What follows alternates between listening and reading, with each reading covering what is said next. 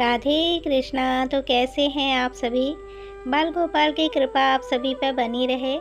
आज के वीडियो में जानेंगे माँ सिद्धिदात्री की पूजन की विधि जानेंगे, भोग जानेंगे और लास्ट में व्रत कथा को सुनेंगे। वीडियो पसंद आएगा तो लाइक शेयर ज़रूर करिएगा। तो चलिए वीडियो को शुरू करते हैं।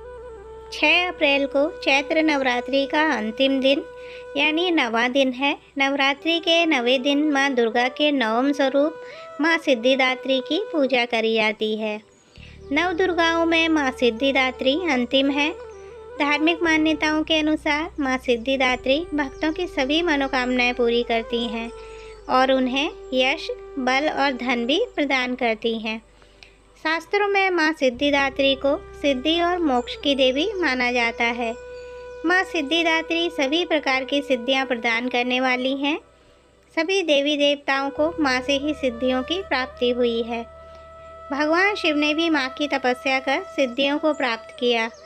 माँ सिद्धिदात्री की कृपा से ही भगवान शिव का आधा शरीर देवी का हो गया और वह अर्धनारीश्वर कहलाए। नवरात्र में 9वें दिन माँ सिद्धिदात्री की पूजा के बाद नवरात्र का समापन माना जाता है। आइए जान लेते हैं पूजा की विधि। सुबह जल्दी उठकर स्नान आदि से निवृत्त होने के बाद साफ स्वच्छ वस्त्र धारण करें। माँ की प्रतिमा को गंगा जल या शुद्ध जल से स्नान कराएं। माँ को सफ़ेद रंग के वस्त्र अर्पित करें। धार्मिक मान्यताओं के अनुसार माँ को सफ़ेद रंग पसंद है। माँ को स्नान कराने के बाद सफ़ेद पुष्प अर्पित करें। माँ को रोली कुमकुम लगाएं। मिष्ठान, पंचमेवा, फल अर्पित करें। माँ सिद्धिदात्री को प्रसाद, नवरस युक्त भोजन, 9 प्रकार के पुष्प और 9 प्रकार के ही फल अर्पित करने चाहिए। माँ सिद्धिदात्री को मौसमी फल, चना, पूड़ी, खीर, नारियल और हलवा अति प्रिय है। कहते हैं कि माँ को इन चीज़ों का भोग लगाने से वह प्रसन्न होती हैं। माँ सिद्धिदात्री का अधिक से अधिक ध्यान करें और लास्ट में माँ की आरती करें। नवमी के दिन कन्या पूजन का भी विशेष महत्व होता है। इस दिन कन्या पूजन भी करें।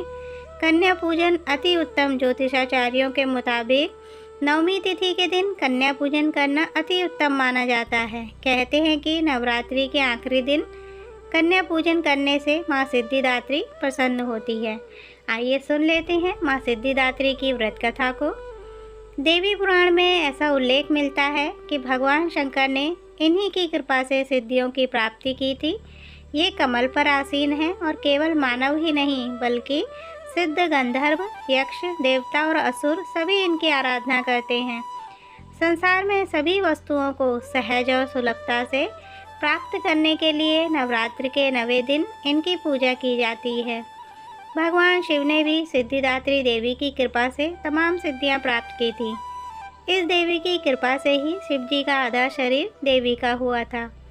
इसी कारण शिव अर्धनारीश्वर के नाम से प्रसिद्ध हुए।